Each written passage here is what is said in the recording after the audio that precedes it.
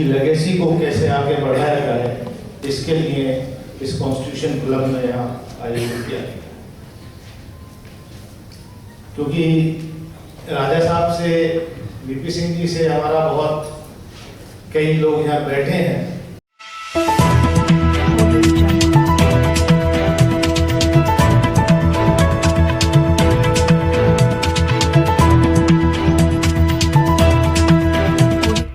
इस news channel पर जो भी वक्ता ने कहा वो उसकी अपनी राय है, जिसकी पुष्टि नेशन न्यूज इंडिया नहीं करता। धन्यवाद।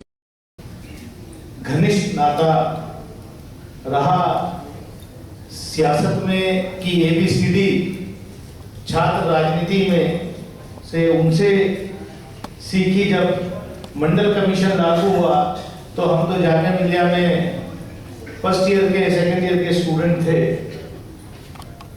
कंचन अलैया साहब ने जो बताया, जिस तरीके से देश में उस वक्त आग लगवाई जा रही थी, उस वक्त वीपी सिंह जी को हमने, जामिया के लोगों ने, क्योंकि जामिया का यहाँ जिक्र कर दिया मेरे अल्मा मैटर का, हमने उनको वहाँ बुला करके रिसेप्शन दिया था। तो दिल्ली यूनिवर्सिटी के छात्रों ने जामिया वालों को चूड़ियां भेंट की थी कि आप क्यों वीपी सिंह जी को इनवाइट कर रहे हैं। आखिर के दौर में राजा साहब से और ज्यादा हमारा ताल्लुक बहुत गहरा रहा। जैसा कॉमरेड राजा बता रहे थे कि डायलिसिस में वो हफ्ते में 2 दिन रहते थे, तो उनमें से मैं भी एक था जो लगातार उनके साथ बैठा करता था और बहुत सारी बातें हुआ करती थी।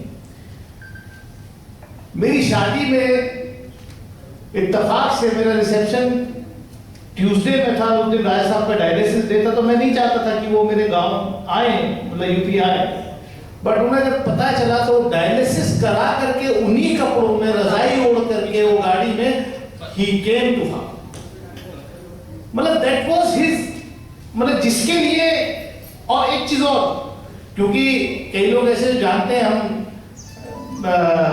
कई बड़े देश के बड़े नेताओं के साथ एसोसिएशन रहा, लेकिन वीपी सिंह साहब की गाड़ी में सिर्फ वही बैठ सकता था जिसकी इंटीग्रिटी, फाइनेंशियल इंटीग्रिटी डाउटफुल ना हो।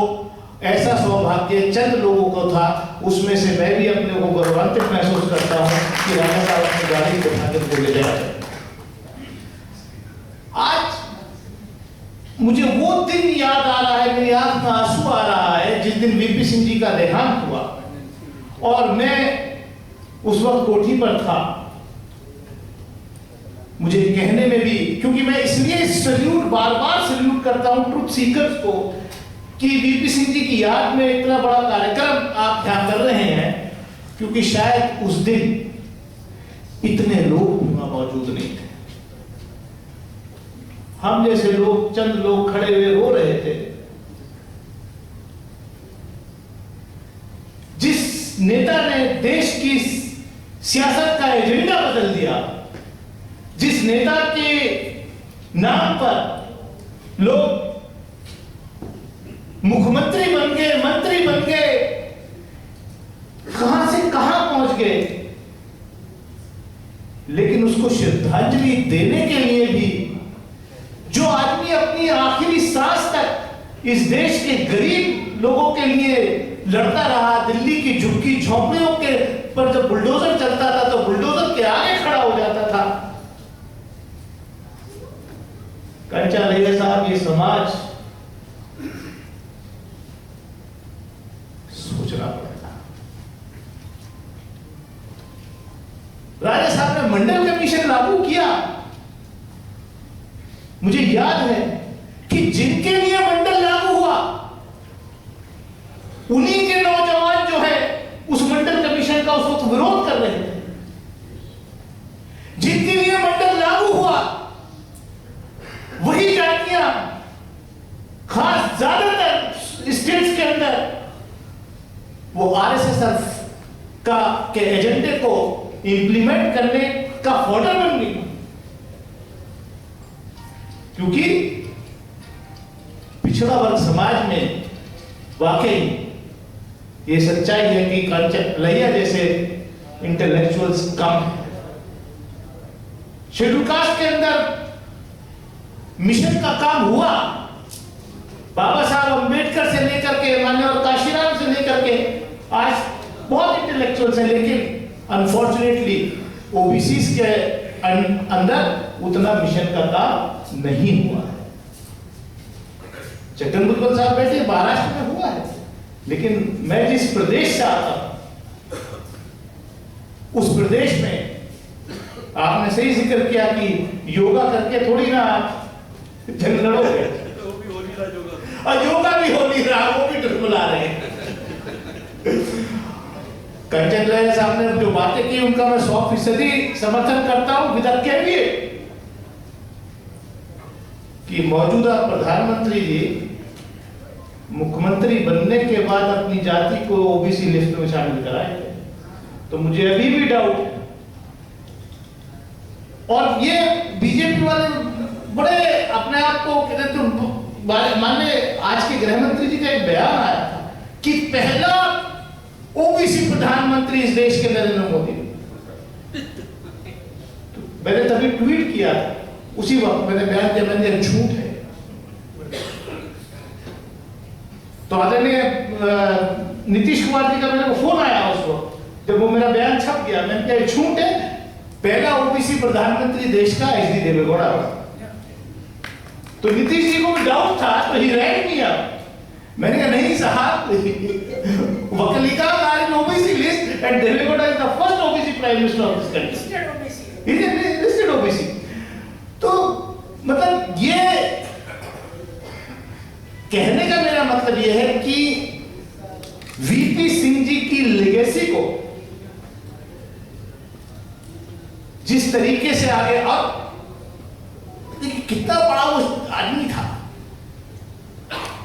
कि परिवार को राजनीति के आसपास नहीं आने दिया।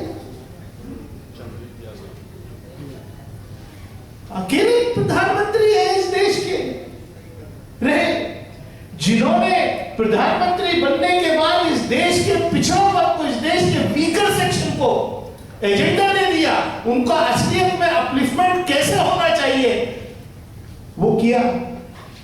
लेकिन अकेला देश का प्रधानमंत्री है जिसका की औलाद, जिसका परिवार आज राजनीति में नहीं है, कोई पूछ भी नहीं रहा, क्योंकि उन्होंने कभी भी प्रधानमंत्री रहते या कितने उन्होंने मुख्यमंत्री बना दिया, मंत्री बना दिया, कितने लोगों को नेता बना दिया, लेकिन अपनी औलाद को राजनीति के इर्द गिर्द भी नहीं।